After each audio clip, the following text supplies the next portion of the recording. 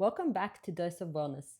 As usual, we're here to explore the science behind supplements, nutrition, and habits that can help you live your healthiest life. I'm Sally, pharmacist and co-founder of Vitaceuticals, and today we're diving into one of the most talked about supplements in the wellness and fitness world, creatine. You've probably heard creatine mentioned in gyms, on social media, and maybe even recommended by friends as a way to build muscle. But today we're going beyond the muscles. We're asking, what exactly is creatine? How does it work in the body? And what does the recent science say about its role in cognition and brain health? So, what is creatine? Let's start with the basics. Creatine is a compound made from 3 amino acids, arginine, glycine, and methionine. And while your body makes it naturally in the liver, pancreas, and kidneys, it's stored mainly in your muscles, but also in your brain. The primary job of creatine is to help recycle ATP, which stands for adenosine triphosphate, the molecule your body uses for energy. When your body needs a quick burst of energy, whether it's lifting a heavy weight or firing neurons in your brain, ATP is what fuels that. Creatine helps replenish ATP quickly by donating a phosphate group so your cells can keep going. This role in energy production is exactly why creatine has long been popular in sports nutrition. It helps muscles produce energy during high-intensity exercise. But that same energy system exists in our brain. And that's why researchers are looking at creatine for more than just strength training. Now, creatine is often spoken about in terms of physical performance. Before we get into the cognitive side of things, let's briefly recap what creatine does in the body. Numerous studies show that creatine supplementation increases strength, power, and lean muscle, helping with high-intensity workouts and recovery. That's why athletes and lifters have been using it for decades. A common dosing strategy involves something called the loading phase, and that includes taking 20 grams per day for about a week. Make sure you drink lots of water during this time. Follow that by a maintenance dose of around 3 to 5 grams daily. This helps saturate your muscles with creatine so they have a readily available energy. Side effects are generally mild and mainly include things like water retention, like bloating, and occasional gastrointestinal discomfort, especially during this loading phase. All right, so how does creatine affect the brain? Just like muscles, brain cells use ATP as energy. The brain is an extremely energy-hungry organ, as it uses up to 20% of your body's energy, even at rest. And creatine helps to keep this energy supply flowing. The research shows that supplementation can increase creatine levels not just in your muscles, but in your brain too. And since energy production underpins everything your brain does, from thinking and memory to focus and reaction speed, scientists have been curious whether supplementing could improve aspects of cognitive performance. Now we're getting to the part that we're really here for.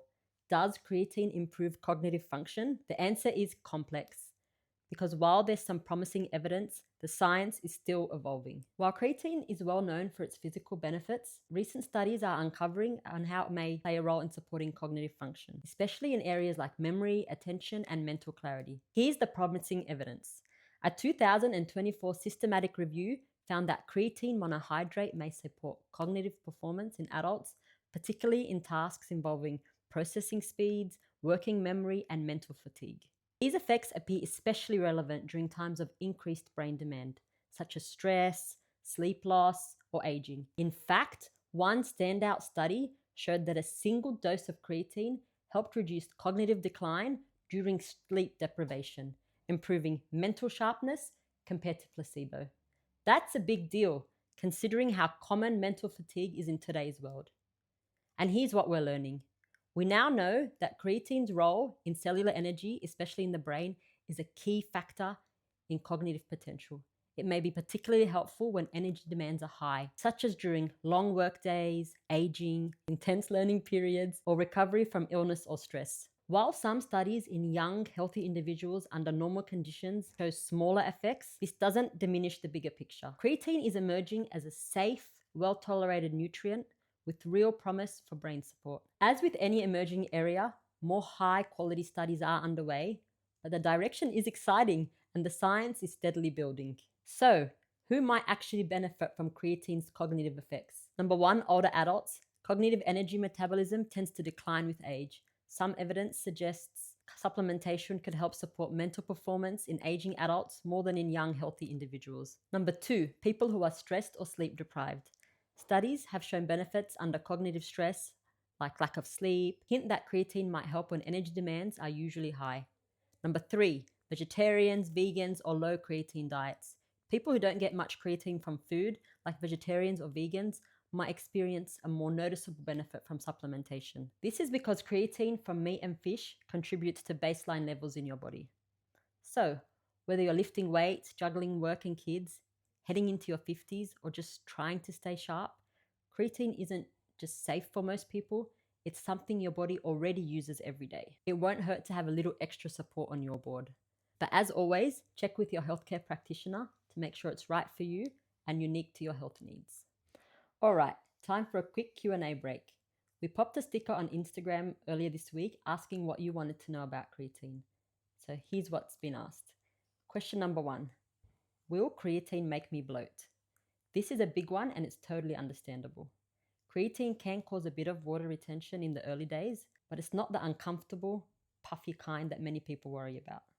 What actually happens is creatine pulls water into your muscles, which is a good thing. It helps hydrate your muscles and support performance. For most people, this initial shift is subtle and temporary, not a noticeable bloating. So if you're taking a steady dose of 3 to 5 grams, rather than doing a big loading phase, you're even less likely to notice water retention. Question 2.